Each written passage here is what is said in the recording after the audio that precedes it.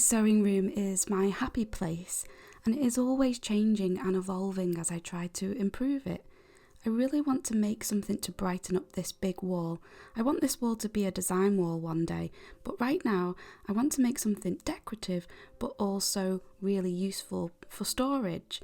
And I really want to inject some personality into this wall, so I want to do it in my style. I want to make a big hexagon flower to go on the wall, so it will look decorative and pretty, but it will also be useful because it will store my sewing notions.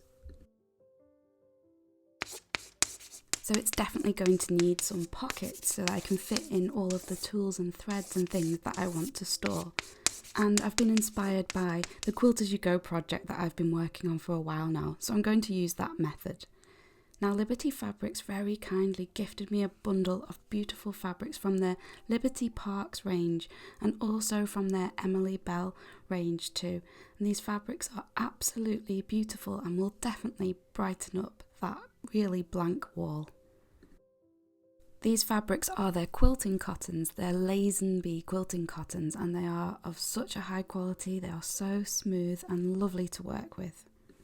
If you want to make one too, there's a link in the description box where you can download some free templates and then use them to cut out the following: 7 3¼ inch hexagons from double-sided fusible foam, 7 3¼ inch hexagons made from medium weight interfacing, and 14 3¼ inch hexagons from your choice of fabric.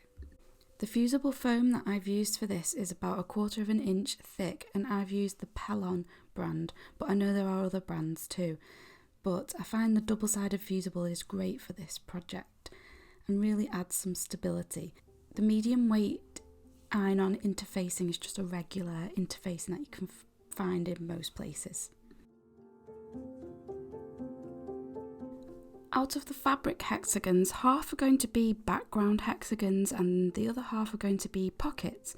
So it's worth thinking about that when you choose your fabrics. And I've chosen them to contrast each other so that it really showcases this beautiful range of fabrics.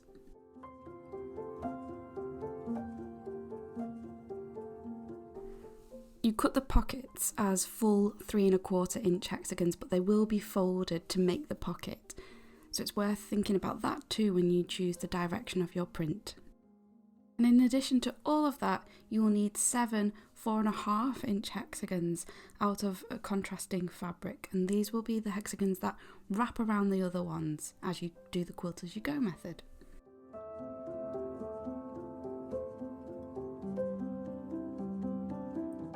So to start with, I'm applying the fusible medium weight interfacing onto the pocket pieces, and it's really important to get this the right way round. So the fusible interfacing has little dots on, that's where the glue is, just on one side, and that's the side that I'm putting against the wrong side of the fabric, and it just adds some stiffness to the pocket piece.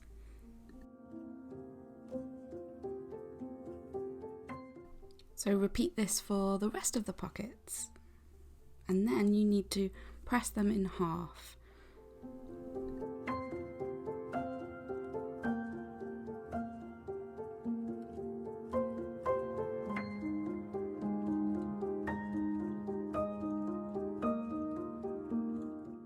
Next, I'm top stitching along the top edge of the pocket where it has been folded, and I'm using a sewing machine to do this, but you could do it by hand.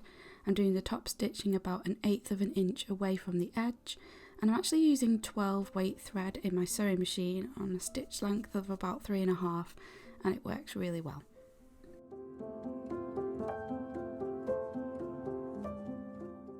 So now I'm laying out those bigger hexagons. I'm actually putting them right side up just so I can get an idea of what it will look like when it's finished and how the fabrics will go together.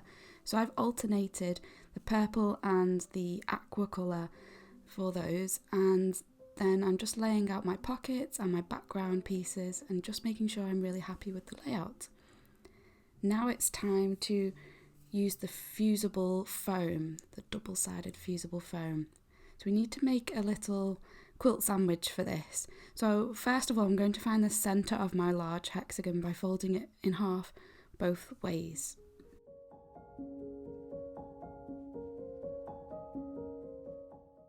You can also use a ruler and a marking tool to find the centre, but I'm also going to find the centre of the foam as well and then position it right on top of the wrong side of my large hexagon.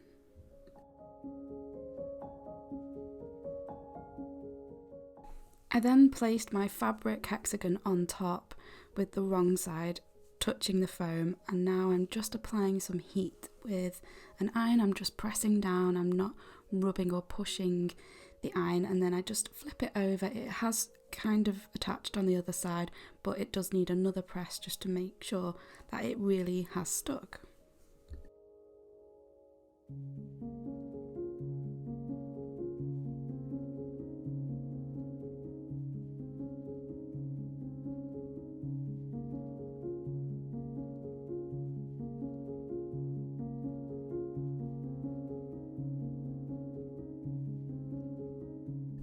And now repeat this for the rest of the hexagons.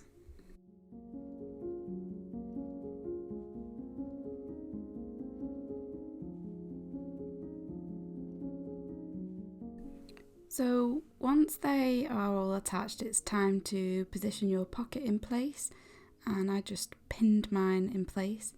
And then it's time to wrap the hexagon with the larger hexagon in exactly the same way as I've shown before on other Quilt As You Go videos. It's the same technique. I like to use my little, I think it's called a roll and press from Clover, or a seam roller, and it works great for this, but you can use an iron if you wish. I then clip the edges down using wonder clips, and they work brilliantly for this.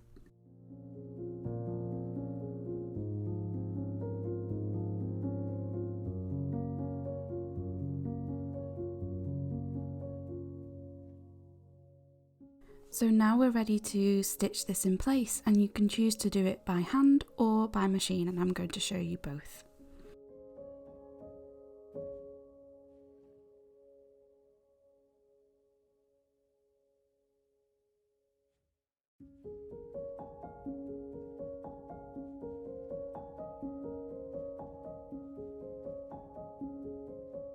So first off, I'm just burying my thread and snipping the tail so that is hidden before starting to stitch along the edge with kind of an invisible stitch. And you'll see what I mean in a moment.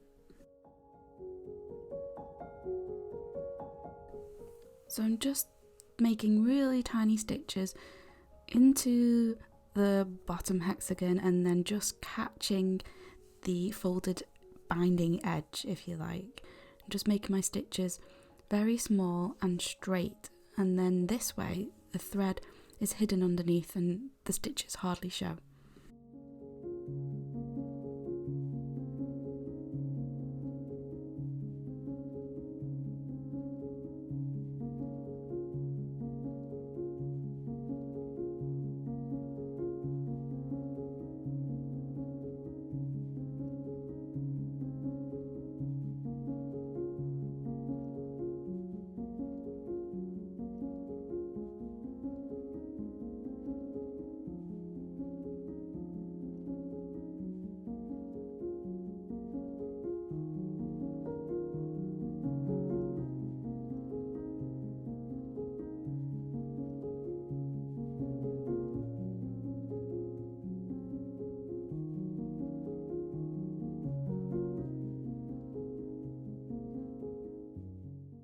And if you prefer to do this step by machine, then you totally can, and that's what I ended up doing for the rest of the project, just to speed it up. So you can top stitch about 1/8 of an inch away from the edge all the way around your hexagons.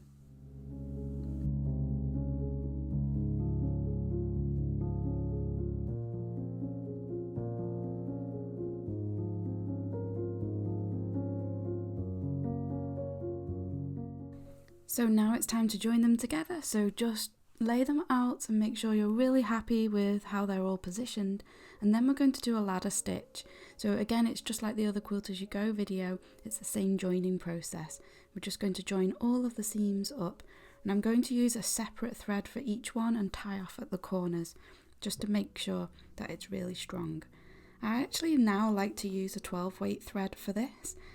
you want something that's a bit thicker and stronger. I wouldn't choose a fine thread or a fine cotton thread. Choose something strong because you need to pull your ladder stitches to close the gap. So polyester works great for this, but I'm actually using a 12 weight cotton thread, and because it's 12 weight, it's really strong.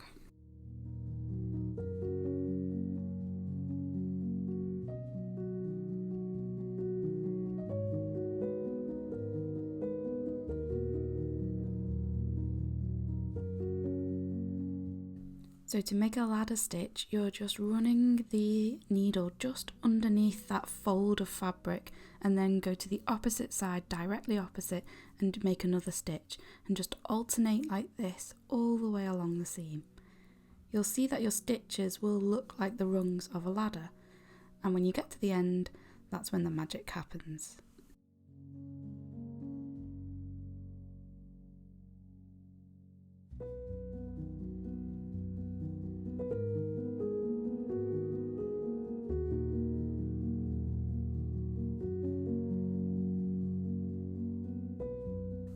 So when you've pulled your stitches tight to close that gap, fasten it off with a knot and bury your end, and then continue like this for the rest of the hexagons to join them all together.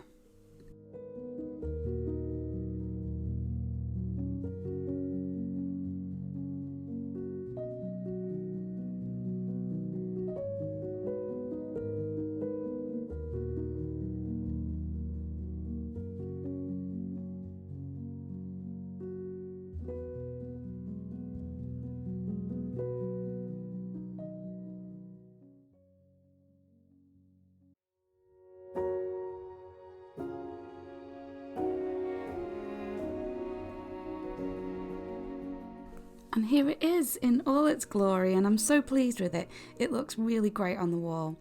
I added some rickrack to the back to hang it on the little hook that was already in the wall, and I'm just loving these prints and how bright and cheerful everything is. If you love patchwork, hexagons, quilting or sewing, I really think you need to make one of these because it is such a fun thing to have on the wall. It's an homage to patchwork, but also it's really useful too.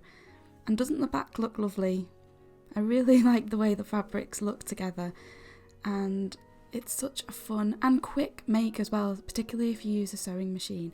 And here it is, full of all sorts of notions, rulers, threads, even a hexagon needlebook fits in. Now, you don't have to make it the size that I made it. You could use bigger hexagons. You could also use more hexagons and not just make it a hexagon flower. You could attach more to them or use a different layout. You could make a long one. The possibilities really are endless. So I do hope that you give it a go. And if you do, please tell me about it. You can tag me on Instagram because I'd absolutely love to see. Now you may find that just hanging it on a little hook doesn't hold it flat enough against the wall. So I actually used these Velcro, stick-on Velcro pieces to keep it nice and flat, and it worked really well.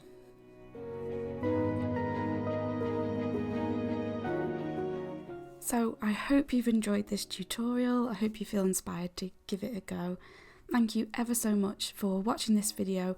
A huge thank you to everyone who has left me lovely comments, everyone who has left me a super thanks on my previous videos, and also to the wonderful patrons who are supporting this channel. Thank you so much, and I'll see you soon. Bye bye.